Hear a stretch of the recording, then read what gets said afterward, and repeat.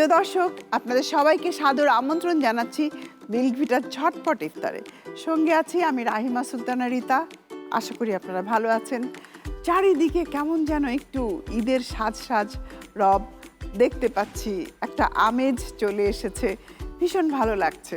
আজকে আমি ঈদকে মাথায় রেখে আপনাদের জন্য একটা রেসিপি নির্বাচন করেছি, সেটা হলো হায়দ্রাবাদি বিরিয়ানি। আমি খুব সহজ ওয়েতে এই হায়দ্রাবাদি বিরিয়ানিটা তৈরি করছি। হায়দ্রাবাদি বিরিয়ানি তৈরি করতে আমাদের লাগছে খাসির মাংস। খাসির মাংস 1 কেজি নিলে চাল নিতে হবে ½ কেজি। আমি এখানে খাসির মাংস 1 কেজি নিয়েছি, তার সাথে আধা কাপ টক দই মিশিয়ে দেব। খাঁটি দুধের নিশ্চয়তা দেয় মিল্ক ভিটা, সেই মিল্ক ভিটা দুধ দিয়েই তৈরি হয়েছে এই টক দই। টক দই আমরা যদি খাবারে ব্যবহার করি সেটা খুবই ভালো, মাংসটাকে সফট করে, নরম করে, মানে একদম টেস্টটাকে বাড়িয়ে দেয়।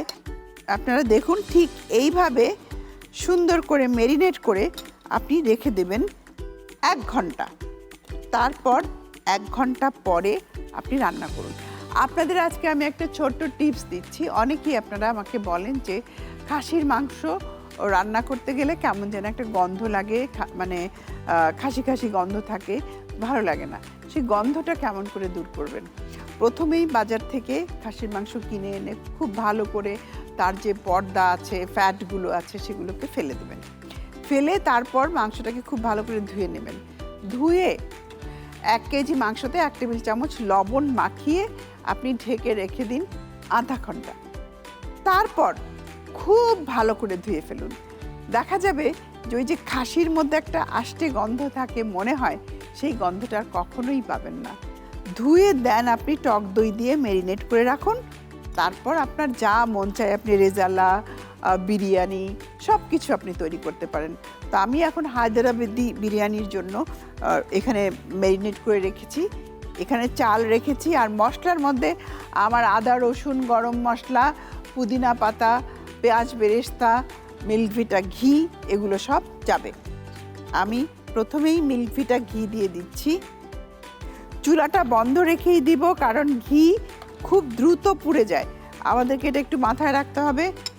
আমি এখানে 3 টেবিল চামচ ঘি দিয়ে দিলাম। আমি পুরোটাই ঘি দিয়ে রান্না করব, উৎসব বলে কথা, আমি সেই কারণেই এখানে ঘিটা ব্যবহার করছি। মিল্ক ভিটা ঘিতে কিন্তু দারুণ একটা ফ্লেভার আসে, খুব ভালো লাগে। আমি এবার চুলাটা ধরিয়ে দিচ্ছি। চুলাটা ধরিয়ে দিলাম। প্রথমেই পেঁয়াজ কুচি, আমি এখানে পেঁয়াজ দিয়ে দিচ্ছি। পেঁয়াজটা ভালো করে ভেজে নিতে হবে। পেঁয়াজের সাথে গরম মশলা দিয়ে দিচ্ছি। তেজপাতা, এলাচ, বড় এলাচ, ছোট এলাচ, দারচিনি, লবঙ্গ, সব আস্ত যে গরম মশলাগুলো আছে সেগুলো সব দিয়ে দিলাম। দিয়ে পেঁয়াজটাকে খুব ভালোভাবে ভেজে নিতে হবে। আমি পেঁয়াজটাকে ভেজে নিচ্ছি। পেঁয়াজ, গরম মশলা এবং ঘি, মিল্ক ভিটা ঘি, সব কিছু মিলিয়ে দারুণ একটা ফ্লেভার এসেছে। এটা হালকা বাদামি হবে। এখন বাকি মশলাগুলো আমি এর মধ্যে অ্যাড করে দিচ্ছি।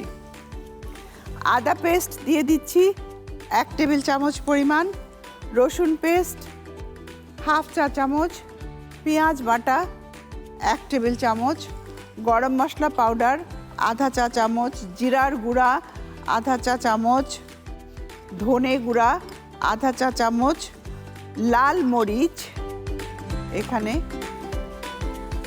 1 চা চামচ, সব একসাথে দিয়ে দিলাম। এবারে একটু পানি দিয়ে দিব। পানি দিয়ে মশলাটা খুব ভালোভাবে কষিয়ে নেব।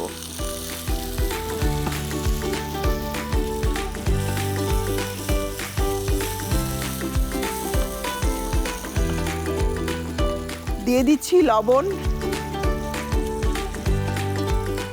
আমার মশলা ভুনা কিন্তু হয়েই গেছে।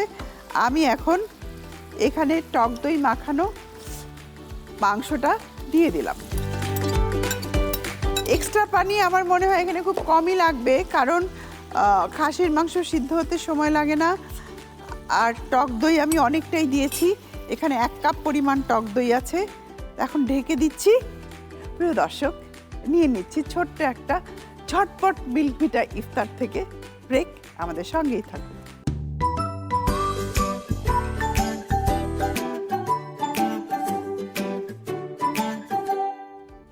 প্রিয় দর্শক, ফিরে এলাম মিল্ক ভিটা ঝটপট ইফতারের ছোট্ট একটা বিরতি থেকে। আশা করি আমাদের সঙ্গেই ছিলেন। চলছে হায়দ্রাবাদি বিরিয়ানি রান্না। বাহ, নামটা শুনলেই ভালো লাগছে। বিরিয়ানি আসলে মোগলদের খাবার। আমি এখন দিয়ে দিচ্ছি পেঁয়াজ বেরেস্তা, একটু বেশি করেই দিলাম। কিশমিশ দিয়ে দিচ্ছি, তার সাথে এরপর যেটা করব, আমার এখানে অর্ধ সেদ্ধ চাল আছে। তার আগে আমি কিছু পুদিনা পাতা এখানে অ্যাড করব। একটা জিনিস, এই হায়দ্রাবাদি বিরিয়ানিতে প্রচুর পুদিনা পাতা লাগে এবং আমরা পুদিনা পাতাগুলো একটু বড় বড়ভাবেই দিয়ে দিব। এবারে আমি চালটা দিয়ে দিচ্ছি।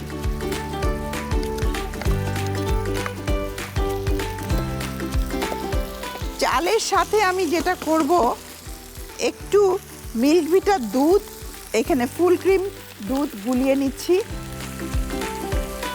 2 টেবিল চামচ পরিমাণ। মিল্ক ভিটা ফুল ক্রিম দুধ একেবারে ঠান্ডা পানি দিয়ে খুব ভালোভাবে গুলে যায়। আপনারা এই যে দেখতে পাচ্ছেন, আমি দুধটাকে গুলিয়ে দিয়ে দিচ্ছি। দিয়ে দিচ্ছি গোলাপ জলে ভেজানো জাফরান। বিরিয়ানি আসলে জাফরান ছাড়া একদমই ভালো লাগে না। এখন ঢেকে দিচ্ছি, তবে তার আগে ওপরে একটু বেরেস্তা দিয়ে নিচ্ছি।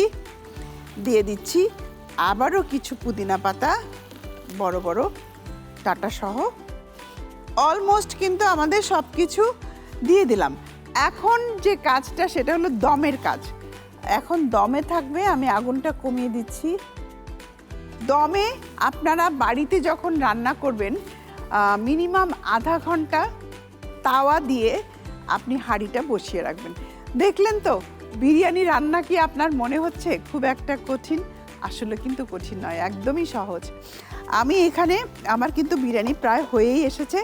আমি এখন একটা আস্তে করে নাড়া দিয়ে দেবো। হ্যাঁ, দারুণ হয়ে গেছে। লাস্ট টাচ যেটাকে বলে, একদম ফার্স্ট ক্লাস, দারুণ একটা খুশবু বেরিয়েছে। আর চেহারা তো আপনারা দেখতেই পাচ্ছেন। এবার তবে ইফতারি তো অবশ্যই ট্রাই করবেন আপনারা। আমি এখন পরিবেশন করে দিচ্ছি।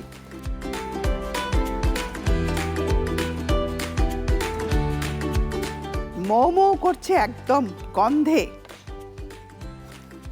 সব কিছু মিলেমিশে একাকার হয়ে গেছে। আপনারা ঈদের জন্য আমি আশা করব এইরকম সহজেই ঝটপট বিরিয়ানি বানিয়ে ফেলতে পারবেন। ব্যাস, হয়ে গেল।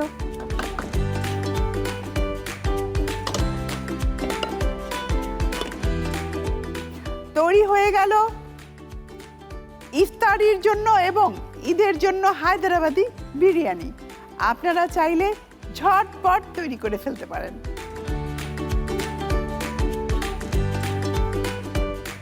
প্রিয় দর্শক, আমরা মিল্ক ভিটা ঝটপট ইফতারে আপনাদের প্রতিদিন দেখিয়েছি মজাদার পুষ্টিকর রেসিপি। আশা করি আপনাদের ভালো লেগেছে। সবাই মিলে আপনারা ভালো থাকবেন, নিরাপদে থাকবেন। কারণ ঈদের সময় দেখা যায় যে আমরা অনেকেই বাড়ি যাই, বাড়ি যাওয়ার সময় অনেক হুড়াহুড়ি হয়। একটু চেষ্টা করবেন নিরাপদে থাকার, সেফ থাকার। আপনাদের জন্য আমার পক্ষ থেকে অনেক অনেক ঈদের শুভেচ্ছা। সবাই ভালো থাকুন, পরিবারের সবাই মিলে ঈদের আনন্দ উপভোগ করুন। ঈদ মোবারক। RTV সঙ্গেই থাকুন।